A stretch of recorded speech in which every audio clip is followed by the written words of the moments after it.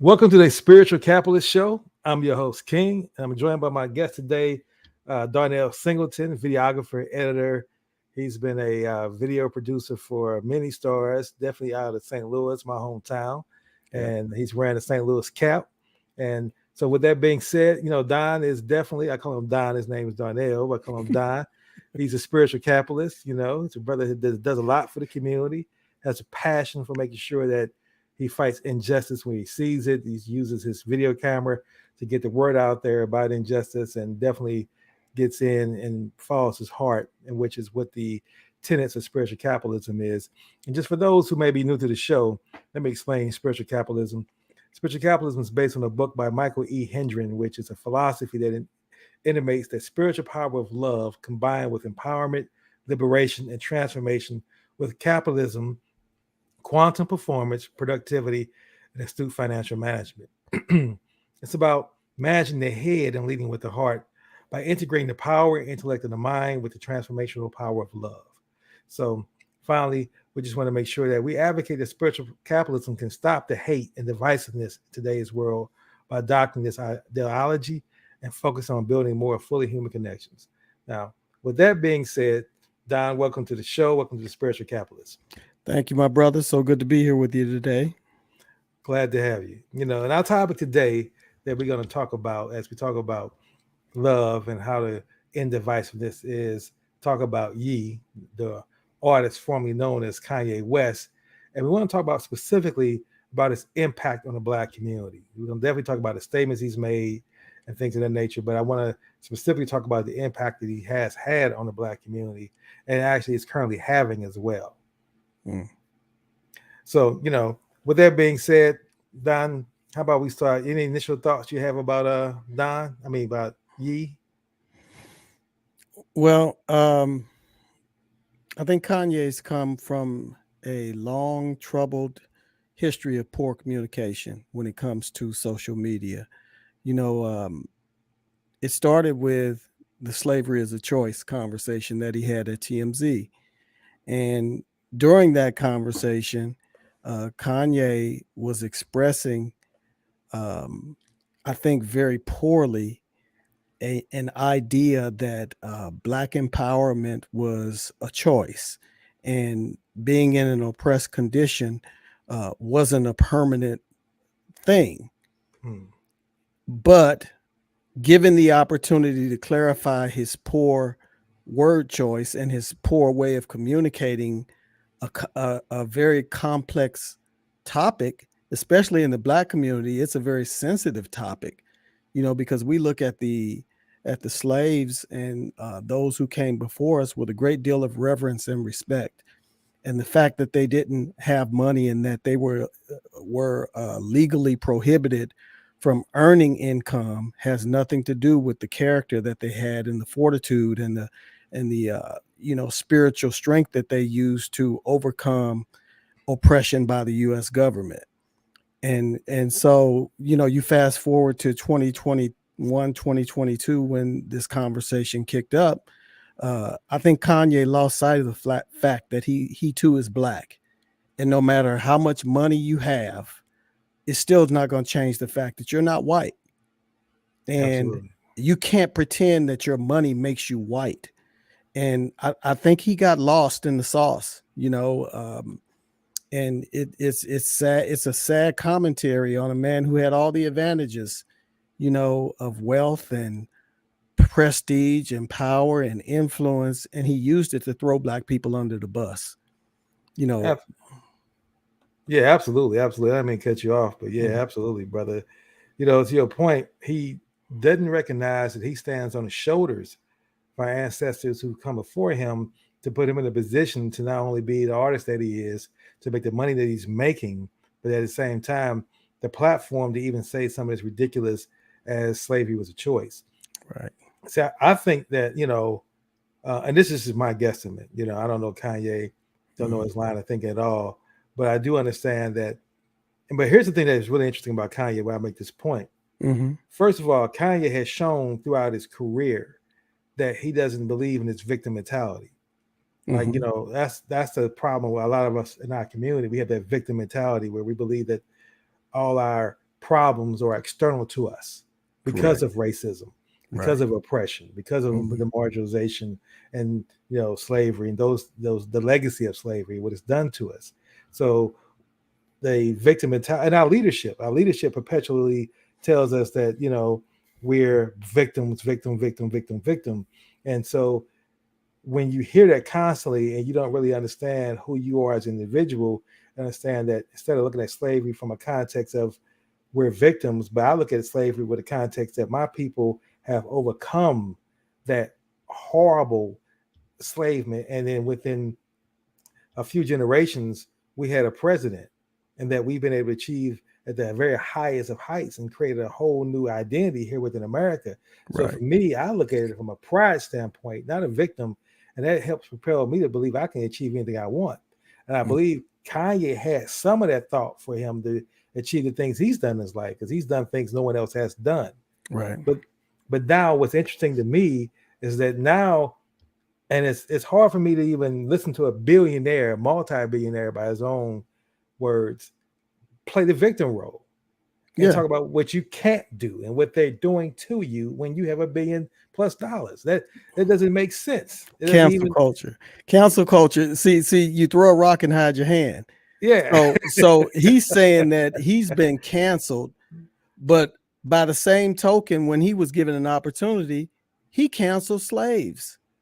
He canceled the Oh, hardest working oh, people in the yes. history of the country, who Right. were legally forbidden to earn wealth and who worked from sun up to sundown and did not have a choice. It was a legal infrastructure that was put in place to prevent them from fighting back. And so he threw them under the bus. And then, as if that wasn't enough, he goes and tries to throw black people present day under the bus and cancel them too. The fact that, George Floyd was choked to death by a police officer's knee, and Kanye watched one documentary by Candace Owens, who is a very biased source. And the fact that Extremely. Kanye, to by his own indication, is a multi billionaire. Well, what happens when you become a billionaire? Hopefully you have time. You have time to educate yourself, you have time to read, you have time to think, you have time to process, you have all the advantages that everyday working people do not have. They don't have the time to read the books that Kanye has time. If Kanye wanted to, he could read books for 5 or 6 years, watch documentaries for 10 years, Absolutely. and it Absolutely. not hurt him at all. His businesses would just self-perpetuate, and he would make money over money over money over money. But no, with that $1 billion freedom that he had, what did he do? He watched one documentary and listened to Candace Owens instead of grabbing books and reading and educating himself. See, that's the problem with the brother. He's been internetified. And in the words of Cornel West, he's been reniggerized. He's been internetified and reniggerized. And when you're internetified, that means that you don't read, you don't study, you choose the easy way of getting information, and you don't educate yourself. And we're seeing the results of all of those things with Kanye West. All of this could have been solved with some education. I mean, anybody with a right mind who watched that George Floyd video would not try and cancel that man and his family the way Kanye West did. See, some people don't know how to handle power.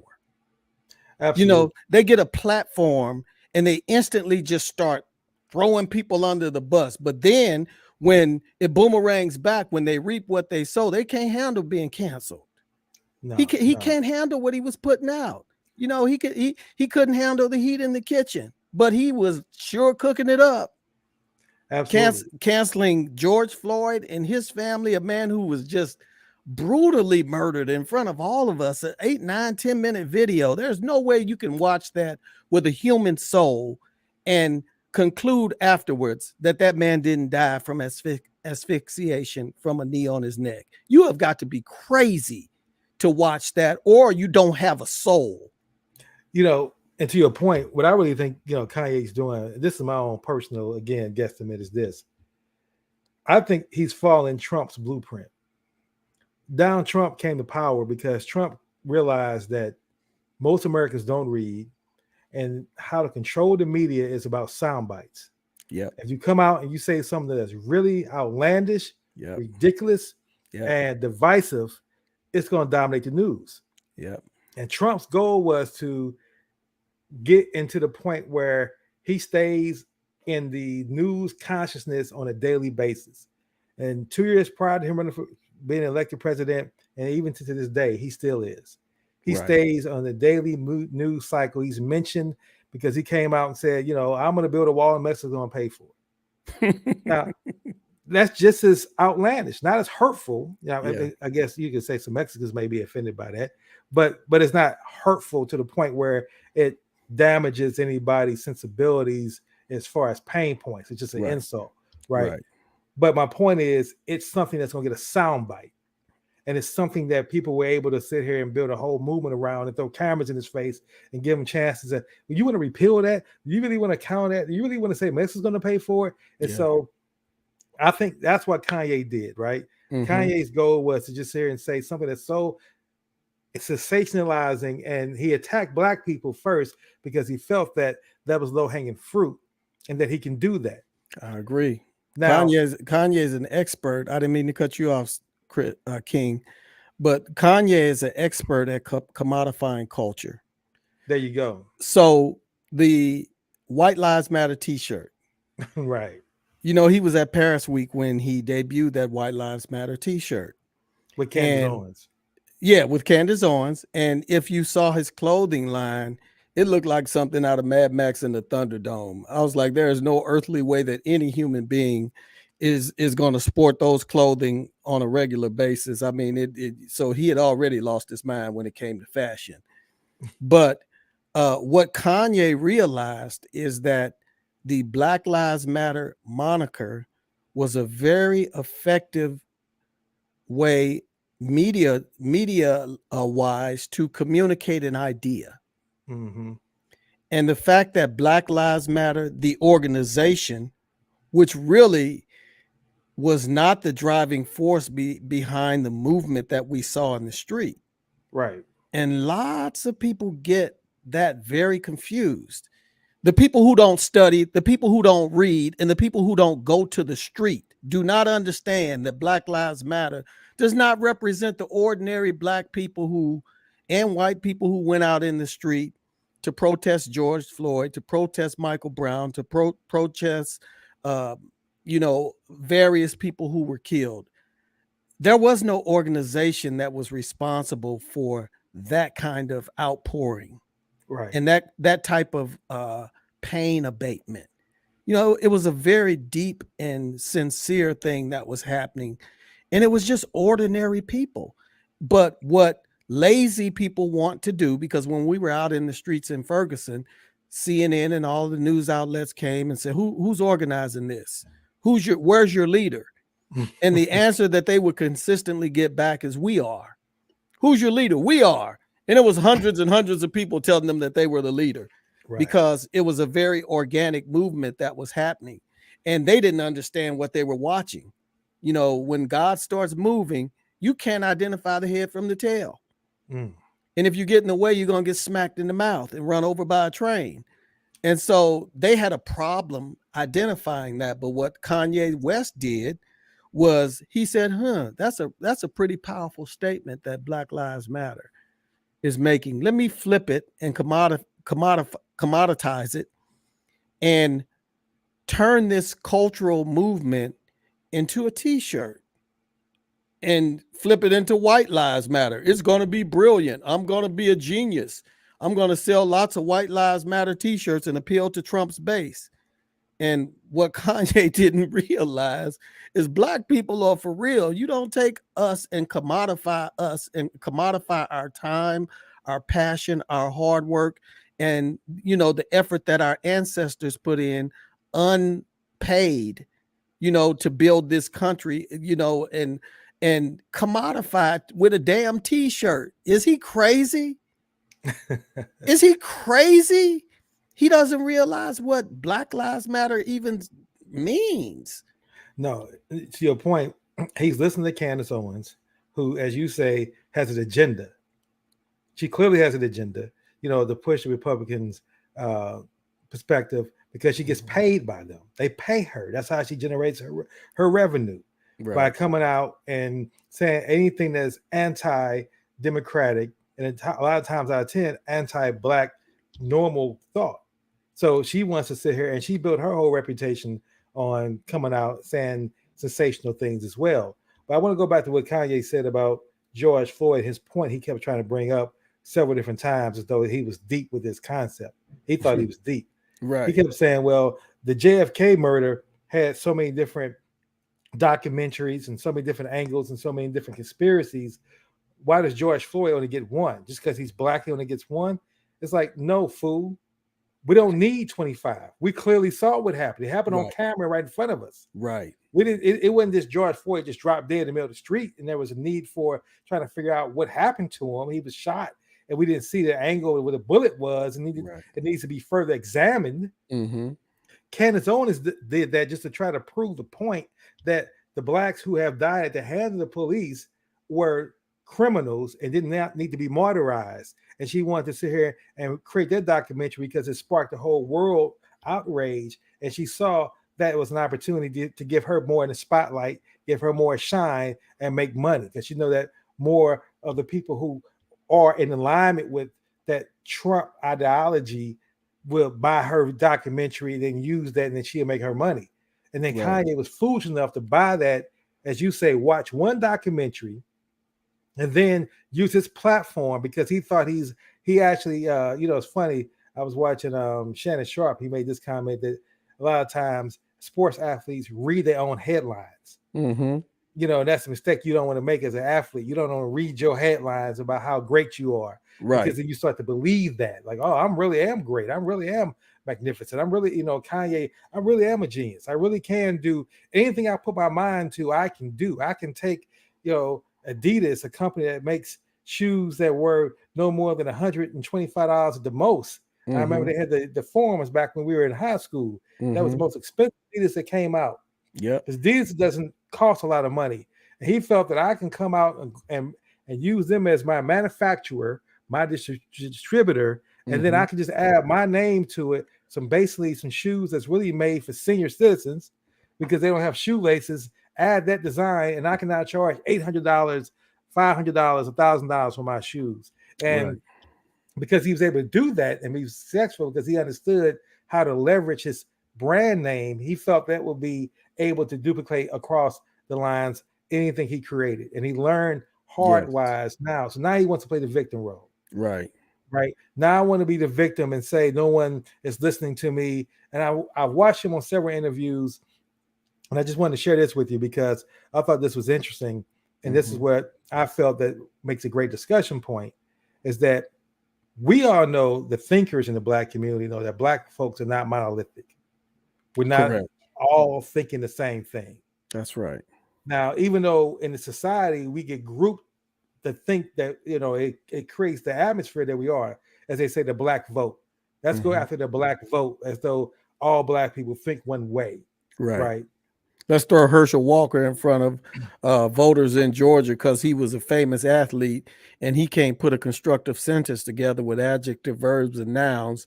But black people were picking because he could pick up a damn football and run a touchdown. And he was the most, I would say, the worst example of a black man that stereotypically they try to paint. He was a deadbeat dad. He was a person that cheated on his wife, paid for abortions. He's hypocritical. He's lies because he says he graduated from college, didn't have a degree.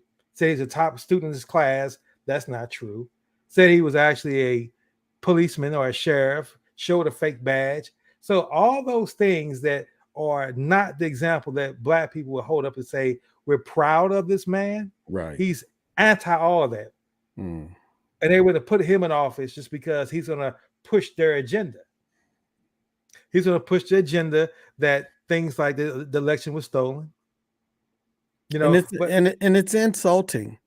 It's insulting. It's insulting to black people that they would choose that caliber of man to represent the black vote. I mean, you couldn't find anybody better than Herschel Walker. Are you serious? In all of black conservative life, that's who you put before us? But not to be What does that tell you about how they feel about black people?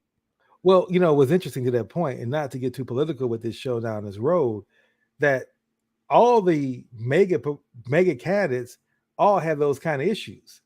Yeah, Where they are all people that in normal political races they wouldn't stand a chance. absolutely not. Dr. Oz up in Pennsylvania, you know what I'm saying? You wouldn't be voting for Dr. Oz normally. He wouldn't stand a chance. Hell, he ain't even live in Pennsylvania, but that's another discussion. Herschel Walker didn't live in Georgia. He's in Texas. They brought him to Georgia. So again, that's what I'm saying. They realized that because you can use hatred. Well, they use FedEx to ship him there. Exactly. And this identity politics, that's where it has become. But see, going back to this point real quick, this is what I believe Kanye's agenda is. He wants to run for president. And he believes that, like Trump did, I'm going to establish my true base, because if you can roll with me as black people with the understanding that I said that slavery was a choice, that George Floyd's murder was something that needs to be looked at because Candace Owens' interview, if you can still roll with me, then you are my true ride or die people. Like Trump You're got a his robot. ride, right? Yeah. Trump got his ride or die people. No matter what Trump does, no matter what scandal he does, they won't leave Trump because they believe for some reason Trump represents them. When Trump clearly represents himself. Kanye doesn't represent anybody black, and I saw him on Dr. Boyce Watkins' show, being talking. He's talked about, well, now this happened to me for a reason. I think God brought this to happen because now I can begin to talk to Dr. Boyce Watkins because he knows hundreds of teachers, he knows hundreds of farmers, and we can start working together and putting capital together. It's like, first of all, and he calls himself a revolutionary, and he says that the reason this is happening to me is because he's a revolutionary. I said, first of all, revolutionaries don't talk. Right. They do. Right. Now lest we forget, back to your point about Kanye West wanting to run for wanting to run for president, and hold your thought about revolutionaries, but you triggered me. No, because Kanye, in the last election, remember Kanye West ran for president. Right. And tried to split the black vote. And he completely melted down on the campaign trail. People forget that. That guy completely melted down on that campaign trail. You remember that? I remember that, absolutely. You remember him saying, "Oh, I was about to kill my daughter," and he completely just fizzled. And so running for president for Kanye West should be the last thing in his mind, because he can't handle it. He cannot handle the scrutiny. And you notice whenever Kanye West starts to get scrutinized, he melts down.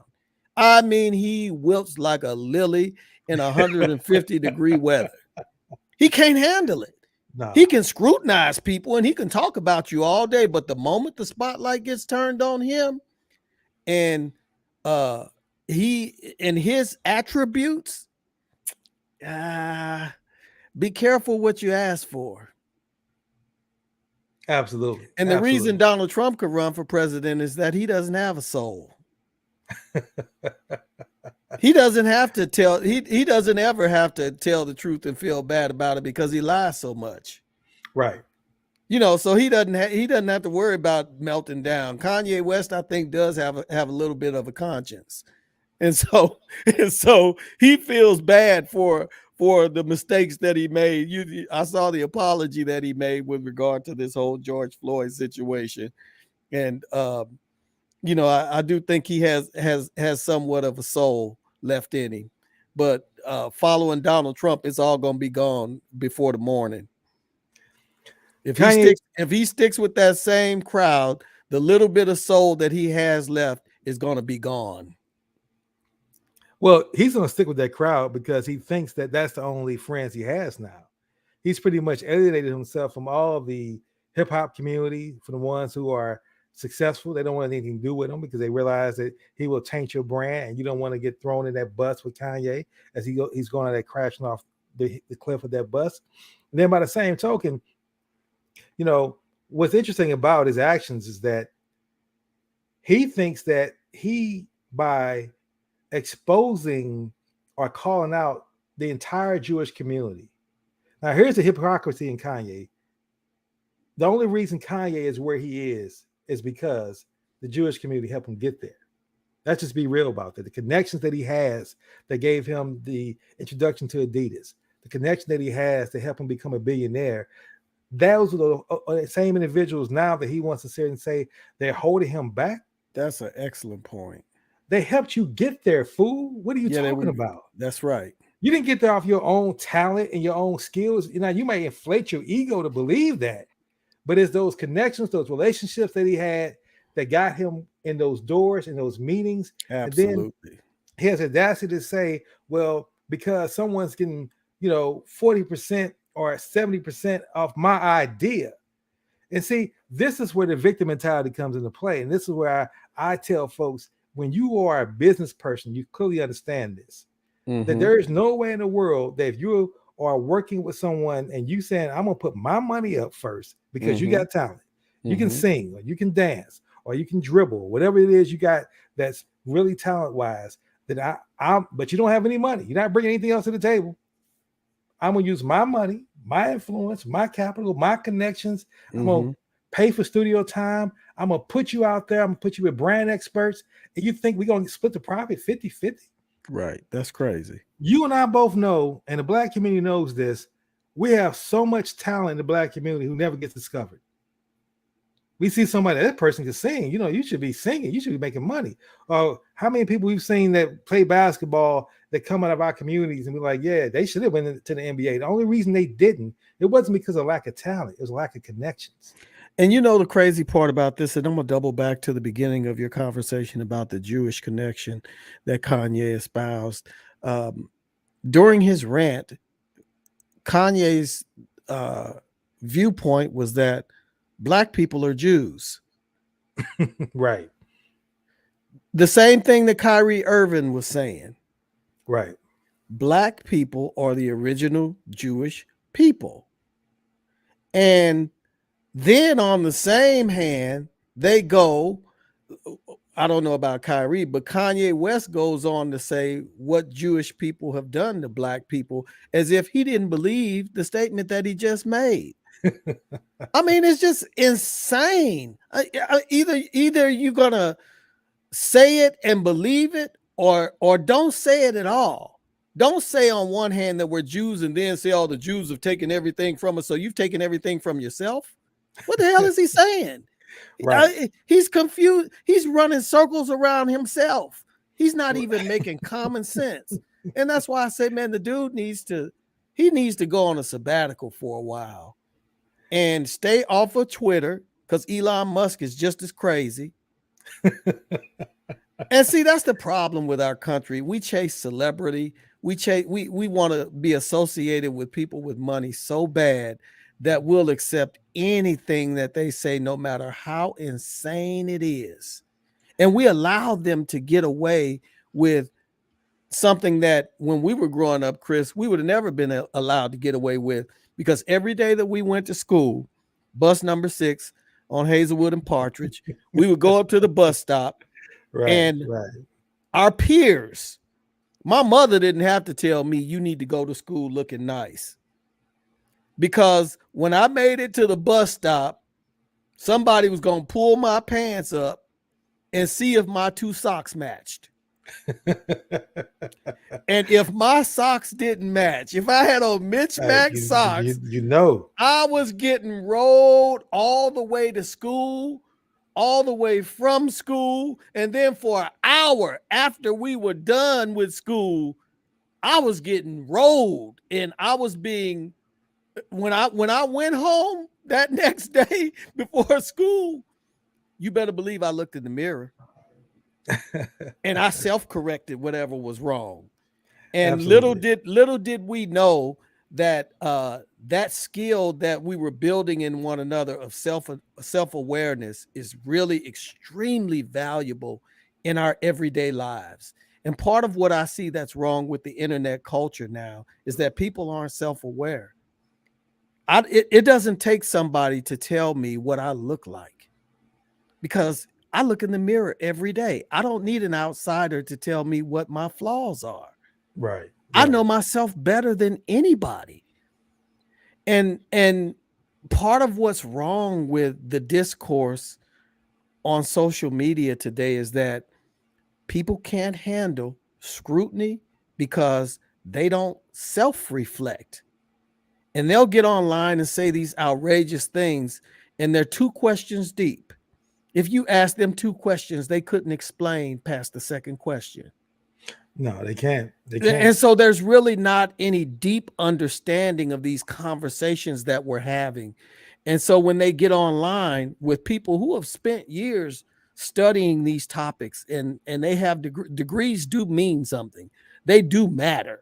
I know we live in an age where people go, oh, I don't need to go to college. It's all about the dollar. No, you need to go somewhere and get some education.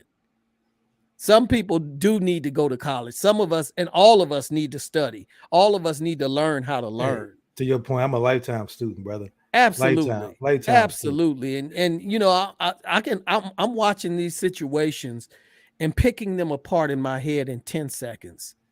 And the problem that I'm seeing consistently with a lot of this is that I'm watching people who don't study, people who don't educate themselves, people who don't read, people who don't go for deep and rich knowledge. They're content with surface, internet videos and boiler talk.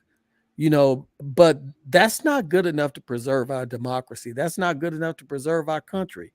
And my fear is that we're on the cusp of losing it because we have an uneducated and ignorant populace who don't value knowledge and information, and who want to leave the ancestors who fought for these very things that we're talking about so hard. They want to leave them in the dust and not remember what they were fighting about and not remember what they were fighting for. It's important to remember them and the conversation that they were having, and the things that they gave their life for, because it's exactly whose shoulders, like you said, that we stand on. And without education, without having proper information of what was happening at that time in the context, that all these things were transpiring in the legal apparatus, we're going to get left in the dust. Because the first thing that white folks did in this country after the protest, the black people hit the street in the millions. The first thing that they did was they headed to the legislatures, they headed to the courts, and they headed to the legal system to codify all the things that they believed about the way justice should be meted into law. They codified it in law. And some of the worst things that have happened in the history of this country have been codified in the law. The mobs that lynched black people were codified in all those things. The lynching trees that we saw in the South, where thousands of black people were lynched by white mobs, dragging black people out of police stations and lynching them on a tree. And then after they were lynched, burning their bodies and taking pieces of their body and putting it on their mantles while they eat dinner, and sending the pictures as postcards of burned, lynched black bodies all across the country. Those things, and we look at those things and we say, how could people get to such a point that they celebrate the desecration of a black person's life like that?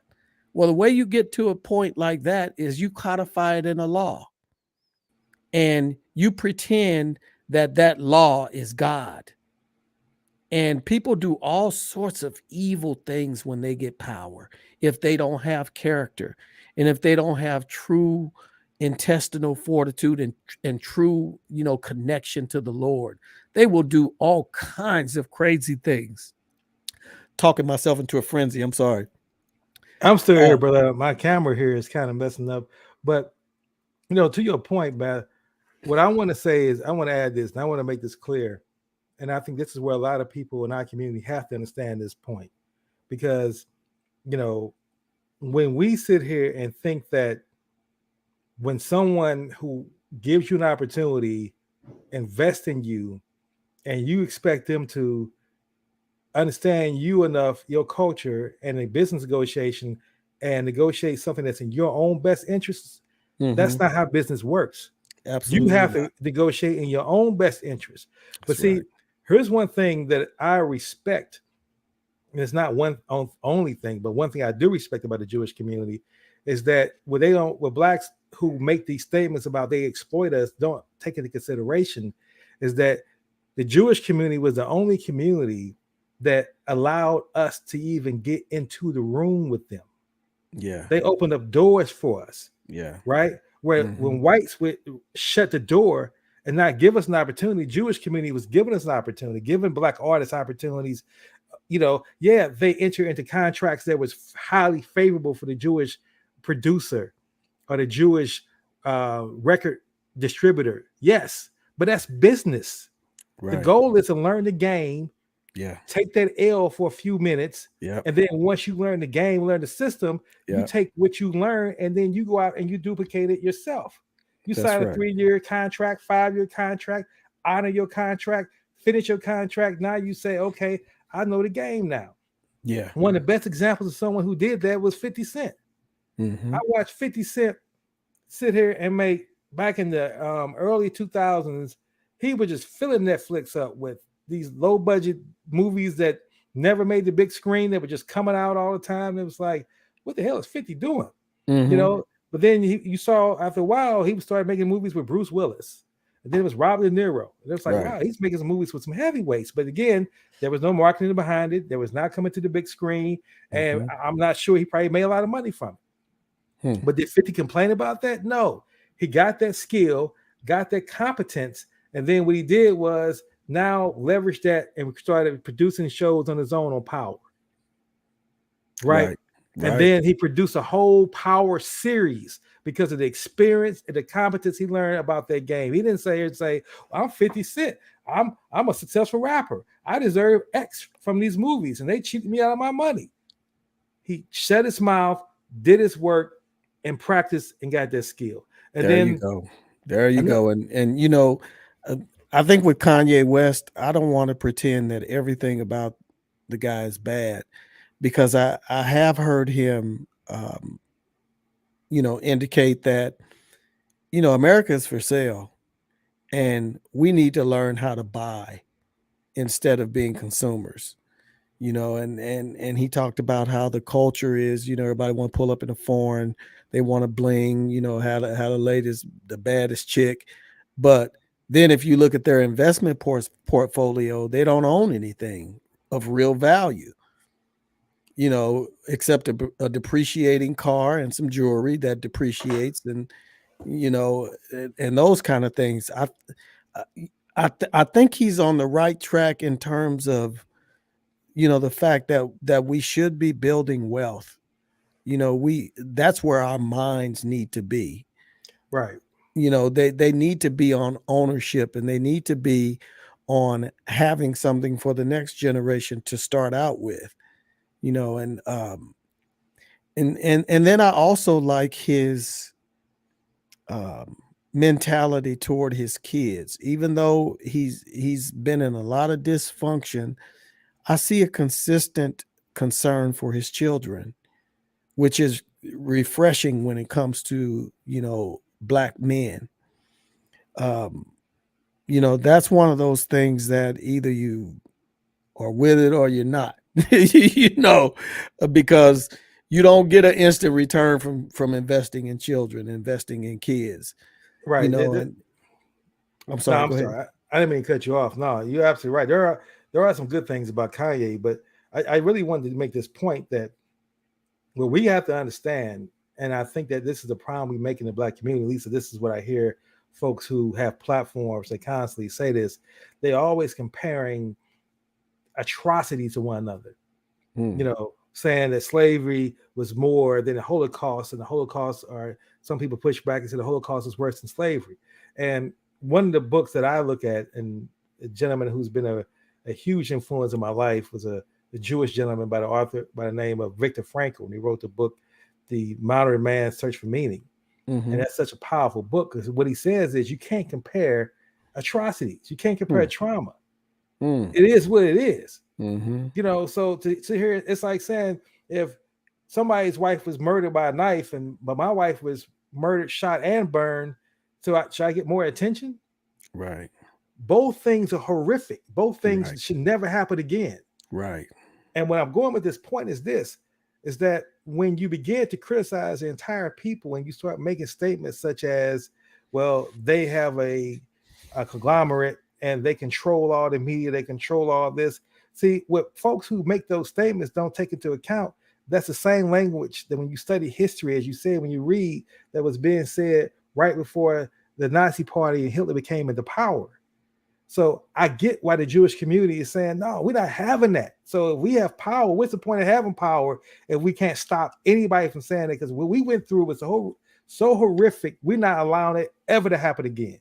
So the minute you start even hinting that you're going to say that, we calling you out and we're going to make you stop saying it, because we suffered so much as a result of folks saying that we didn't do it the first time. It ain't never happened again, right? It does not discount what we went through with slavery. Does not sit here and say that because they went through that our atrocity, their 6 million doesn't count to our over 100 million that died between the transatlantic slave trade. That's right. You know, slave makers that happened in the Caribbean islands, that whole slavery system. Yeah, we lost much more. But I'm not saying that because ours was worse in my eyes, it doesn't diminish what they lost. That's correct. As a spiritual capitalist, as a human being, I understand and empathize the pain they went through. And I would never sit here and say that whether they lost 1 million or 6 million, or we lost 100 million. They have nothing to do with each other. We both had evil atrocities that was placed upon us, and we should never generalize entire people. That's the point I want to make. So I want people to really understand, and that's the core of where I'm going with this with spiritual capitalism. So yes, there are Jew, and to be honest, here's another real fact that people need to understand. You can't, and the Jews position themselves for this reason, but you can't do business in America that I know about if anything is worth more than $10 million that you need capital, where you're not going to have to deal with either a Jewish real estate agent, a Jewish broker, a Jewish attorney, and a Jewish banker. And if not all of them, and they position themselves for that. And so when they consider and say, we're not going to deal with you if you sit here and bring up anything that remotely resembles the language and the environment that caused our people to suffer, I respect that. Don't have anything to do with that. I don't look at them at all in any negative way as a result. We now have the ability, as I shift now, to say, here's how we can sit here and now form our own little conglomerate. We can sit here and say, okay, well, if Kanye was really about his business and represent our people for real, instead of trying to leverage us for his own benefit, we can say, okay, Adidas, you're going to cancel Kanye? Well, I tell you what, we helped create the tennis shoe market as a cultural icon. We created that. So now we're no longer going to buy Adidas anymore. See how you can survive if no athletes, no black athletes wear you, no rappers wear you. See how much Adidas can survive then. See, that's our right to do that kind of conglomerate, pull back and shut you out. But instead of us thinking that way, we want to sit here and just keep on accusing and pointing the victim as victims. And that's the issue I have. And that's why I'm advocating. But according to Kanye, we're Jews, so we should be proud of everything that Jewish people have accomplished. According to him.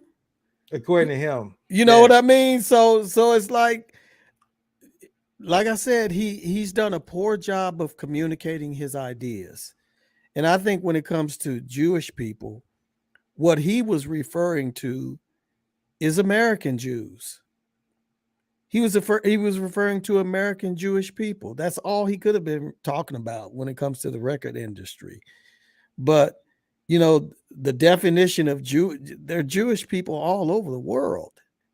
They're Jews in Ethiopia. And what he communicated poorly was the fact that he was speaking to a particular segment of people. But he's so bad at informing himself of what the hell he's even talking about that there was no way he can even communicate a complex idea because he didn't know what he was talking about. And that's the reason why that in this today's society, that's a danger of social media. Social media gives any person that has an opinion the ability to get their opinion out there. And if you're someone who is financially successful or you're an artist that you built your platform, then you can get your opinion out in front of millions of people instantaneously without even thinking about what you're saying. And to your point, I mean, most people, to your point, you know how many Jews there are in Ethiopia, right? Yeah. Ethiopia is one of the few countries that actually have all three of the individual demographics. I mean, I'm sorry, dogmas, spiritual dogmas of Jews, Muslims, and Christians are Mhm. living in the same country, Mhm. right? So to your point, he is not even thinking about that in his context. Now he's trying to say historically blacks are the original Jewish individuals that we refer to in the Bible. And whether you accept it or not, the point of the matter is you're not going to sit here and generate love from hate. And see, well, that's what he's trying to do. If you're Right. trying to do something positive, you can't come out and say, well, these people are bad. These people are evil. But getting still, I'm about love. Huh? And you know that whole conversation about blacks being the original Jews, if you really want to take it back to its natural beginning, the Bible says from one nation God made every nation of men that they should inhabit the whole earth. You know, Right. and Amen. science has proven we all come from one mother. Right. We all come from one woman. Right. That's the way it really is. you, Right. you know, Right. and there's not all of these, you know, I think when it's time for us to go to heaven, some of us are gonna be really shocked What because you know, or those of us that make it in, you know, the Bible says God is a spirit. And when it comes time to be judged by God, you're gonna be judged by a spirit. And that spiritual force is something you cannot see, you cannot touch. It has no beginning nor an end, and it's very educated. right. and so God can decipher the spirit of a person and the intention of people's thoughts and attitudes in a way that is way more sophisticated than social media and the internet. You Uh, know, people jump on the internet and go, "This is my timeline." No, it's not. Mark Zuckerberg made that timeline. It's not yours. Absolutely. You Absolutely. didn't make it, you didn't create it, you don't own it. As a matter of fact, they sell ads against your activity on your timeline that you don't benefit from. Hey, that's that real talk. You know, as we get near the top of the hour, brother, I appreciate everything you're saying. And that's why I really want to have you on this conversation. And I want to give shout out to Willis Victory. Thanks for listening and tuning in and commenting. Appreciate that. Appreciate the good, great work. And, you know, to your point, Don, see, this is what I'm saying about what we need to do as a people. And I'm going to speak directly to our people out there right now. Mhm. When you look at where we need to go, it has to be from love. Absolutely. If we're going to create anything, I mean, life comes from love, right? Mhm. Right.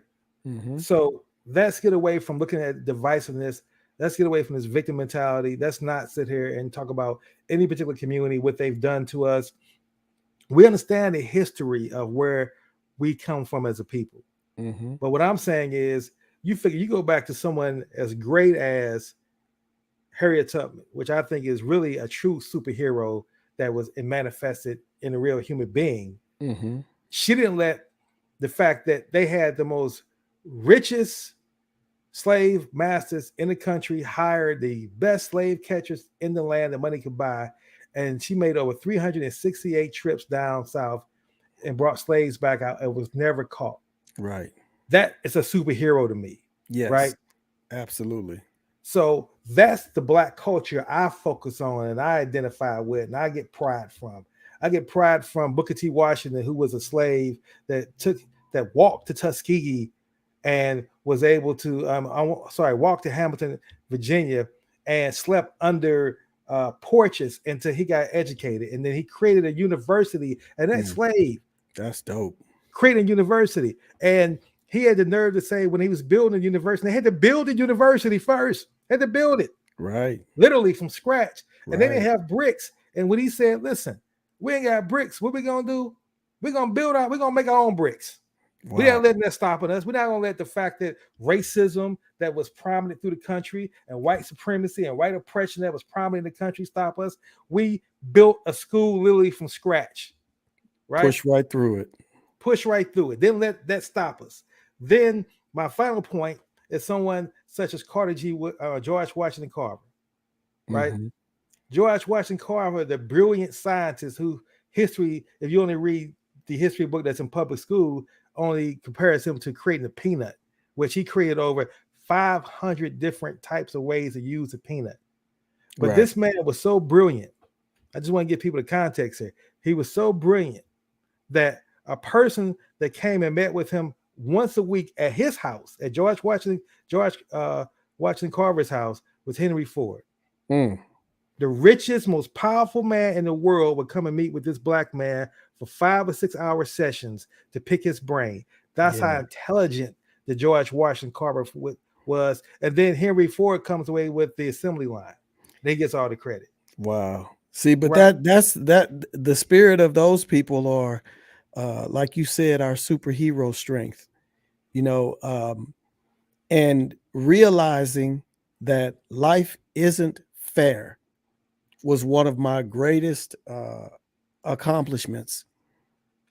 When I realized it's not going to be fair sometimes, you're not going to get what you truly deserve. And it's not fair. And swallowing that reality and thriving in the midst of an unfair environment is what makes us great. Is that we can look at a situation and go, that's stacked against me and it's not fair. But guess what I'm going to do? I'm so good. I'm going to overcome it anyway. And I'm going to not just overcome, but I'm going to thrive in an unfair environment. And I think the more we teach our kids that sometimes life is not going to be fair, so get ready and expect it. Alert your mind to the fact that it's not going to be fair, but you have to push through and you should continue to shine anyway, is what makes us great. Absolutely. That's really what it's all about. It's having that faith in God. Absolutely. It's about having love for each other. Mm-hmm. It's about understanding that you have a higher purpose for being alive than your own ego, your own selfish concerns. Yes. And that's what we're advocating here about spiritual capitalism. Mm-hmm. And then it's about the importance of understanding that we work together when we do better when we work together as a people. Right. And when we don't sit here and try to sit here and say black, white, man, woman, when we all come together as a people and understand we're human beings first and foremost, that's when love gets created. Right. And that's what I'm advocating, that we got to be putting our energy as a community toward changing our community about. Let's focus on the positiveness of our history and our culture. Yes. Let's focus on our heroes and let's focus on creating love. And then, because here's the thing that people need to understand: you can't frown and smile at the same time. Yeah. You got to pick one or the other. Either you're going to frown or you're going to smile. Right. That's right. And when I'm telling people, I get no value in frowning. I've learned it now as a man. I grew up frowning coming out of St. Louis, because that was our culture. Yeah. I remember I used to walk here when I first came to the DC area. People said, "Why are you always frowning?" Yeah. I would never smile in my pictures. When people see pictures, I got all my little youthful pictures. I'm never smiling because I had to frown. I figured that I was mad at the world, right? Yeah. Until I learned and started reading and understanding that I had a purpose in my life. I read Michael X autobiography that connected me to that purpose. My purpose was the education and liberation of our people, not through hate, but through love. But through love. And by building connections with other like-minded individuals, regardless of their sexual orientation, their race, their creed, their religious dogma, any of that. If you want to build and you want to do something positive, I want to build with you. But it has to be a justice world. Got to be a justice world. And since we're talking about spiritual capitalism, Jesus says it. The Bible says it this way. It says Jesus was a man of sorrows and familiar with suffering. And when you let that statement sink in, it Mm. doesn't mean that he never smiled. Mm. Doesn't mean that he never had a good time, but it means that he was grounded. And when Mm. he looked at this world, he saw it for what it was. And it made him sorrowful. And he suffered. You know, he wasn't averse to getting down there in the trenches with prostitutes and drunks. And, you know, the religious people said he's a friend of sinners, because that's where he was comfortable, with people who were struggling, you know. And I'll leave you with this one. You know, just like many of us would love to be rich in some way, shape, or fashion, and we rack our brains to figure out what we need to do to get to a better position, on the other side of the universe is God. And the Bible says the Spirit of the Lord roams the entire earth, Mm. looking for souls that he can strengthen. So not only are we looking for deliverance, but God is looking to deliver us and to strengthen us and to help us and to give us that superpower that we need. Absolutely. But he's looking for the right kind of people. And it all is about what you said. It's about love, you know, and you'll get that extra strength that you need to love. And it might not look the way that you think it will. You might not be a multi-billionaire, but you'll fulfill people, and you'll fulfill your life, and you'll have peace, and you'll be able to deal with the broken unfairness of this world and be fulfilled, you know. And that's really what being rich is all about. I think we've gotten it all twisted that, you know, it's a Porsche GT3R, you know, Absolutely. that is a Absolutely. Bugatti Veyron sitting in the driveway, or a Pagani. You know, we go, now that's being rich. No, that's fun. That's not rich. That's Exactly. fun. And we Exactly. all like to have fun. So if you got it and you can afford it, that's cool. You know, but being rich is about something way more different than just self-fulfillment. So Absolutely. And thank you for those words, brother. And you're welcome. I'm gonna leave this everybody with this thought. And I'm gonna leave this as a special uh message to Kanye.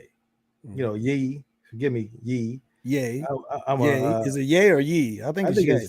it's Ye? Yeah, it's Okay. yay. All Kanye, right. and he shortened it to yay. Okay. Yay. So let me say this special message to you. If you really want to be about that revolutionary action, then shut your mouth, get off social media, Mm. and do what Dave Chappelle did. Mm. That's who you want to look at as a role model. That brother sit here and saw what was happening to him that he didn't like. Yep. Those individuals that he was working with at Comedy Central, he felt that they were utilizing him, the same message Kanye did, but instead of him saying, I'm the victim, what he said was, you're not going to use me. I'm going to leave. And I turned down your money. And he went to Africa. And he came back and he turned down a $50 million contract, much money that he had never made that much in his life. Mm-hmm. Turned down a $50 million contract for a 5-year deal with Comedy Central. Came back 6 years later, or 4 or 5 years later. Forgive me if I'm wrong on the timeline with that. And was able to strike a deal with Netflix and got $50 million for 3 hours. Mm. And then he said, I'm going to go out here and I'm going to attack the corporations. Didn't call out the Jewish people, entire race of people. He called out specific corporations and said, you are still using the Comedy Central Dave Chappelle show with my name on it, and I'm not getting a dime. That's right. He called out to these people and said, listen, anyone who's about justice and you want to help me fight this, don't watch Dave Chappelle on HBO, don't watch it on Netflix, or don't watch it on Hulu. He canceled his damn self. And Netflix held his back. Netflix said, right, Yeah. you're absolutely right. Netflix came out and said, Dave, we hear what you're saying, and we're Yep. not even going to play your Comedy Central, your show, Dave Chappelle show on That's here. right. And to Comedy Central decided we're going to give you residual rights on your show. And he won that way. That's so right. Kanye, that's the model you need to follow. So our people, that's the model you need to follow. Don't play victim. Be a revolutionary in your actions. Don't throw us under the bus either. And don't throw us When you get some power, yeah, you know, be responsible with our legacy. And absolutely. you don't have to throw us under the bus. We're already there. Absolutely. Still qualifying for me this bus, right? Yeah, you can't throw us under the bus. We're already under the bus. Exactly. Exactly. Well, Brother Don, listen, this has been a great opportunity to build with you, connect with you. Like I said, we grew up as childhood friends, and still to be able to, in our 50s now, to still communicate, show the growth you've had, the success you had in your life. We didn't even cover some of the things you've done in your life, and being a father, being a husband, like I said, being a community leader. You exhibit all the 10 commandments of spiritual capitalism, which is why I wanted to have you on the show. But you are truly a spiritual capitalist and a leader, and I respect you for your investment of time and energy and joining me on today's show. Man, thank you so much, King. It's been a blessing. And if we were on Hazelwood and Partridge right now, I tell you that you disintegrating right in front of my eyes and you just disappearing all off into the background. And I wouldn't let you get away with that. But no, I'm just you know, we're gonna talk about each other, man. I love you, King. I love you, King. Hey, brother, you know, I love you as well. That's how we do it. That's how we share our love, brother. Yes, so sir. listening audience, thank you for listening to this episode again of Spiritual Capitalist. I hope you see that's a movement we're advocating, that through love and through the power of spiritual capitalism, we can end all this divisiveness and come together and create the world that we want to see. So until our next episode, everybody, practice love and be in a love mindset. Thank you.